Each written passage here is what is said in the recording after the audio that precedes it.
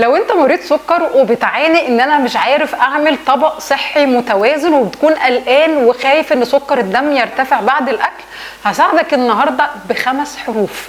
بندم.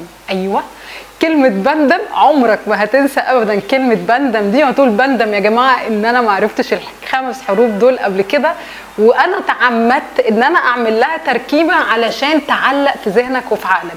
ايه ال5 حروف او ايه بندم؟ اختصار لايه؟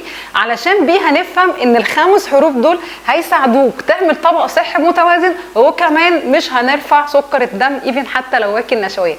اول حرف حرف الب. الب اللي هو البروتين، يعني سكر متوازن.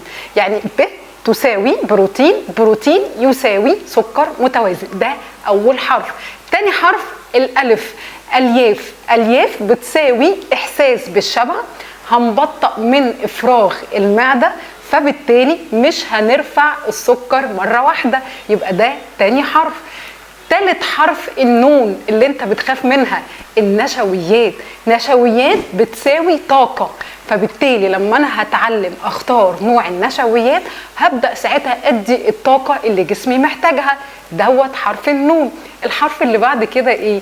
الدال. دال يعني دهون. دهون يعني امتصاص احسن للمغذيات اللي بتدخل جسمك والفيتامينز اللي احنا بنبقى محتاجينها عشان بتدوب في الدهون، زي الكي والاي والدي والاي. يبقى اذا الدال بتساوي دهون، والدهون بتساوي امتصاص احسن للمغذيات. طب الميم يا دكتور؟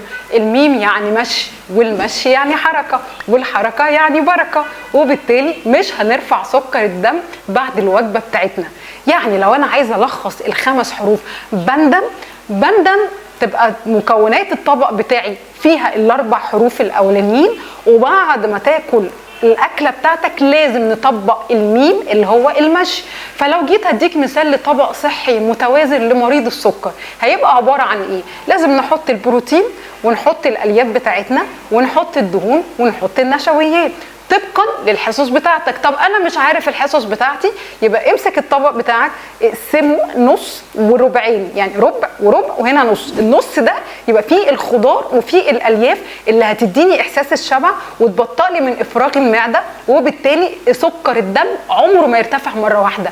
حتى لو حصل بيبقى تدريجي، لان امتصاص العناصر نفسها مش بيبقى زي عدم وجود الياف. فالالياف بتبقى مهمه جدا في وجبتك كمريض سكر. نتكلم على مصدر البروتين. ايا كان المصدر اللي انت هتدخله، سواء ميكس ما بين مصدر نباتي زي البقوليات مع مصدر حيواني، او لو انت هتدخل مصدر حيواني لوحده مثلا زي سمك زي فراخ، ايا كان المصدر اللي انت هتدخله من البروتين.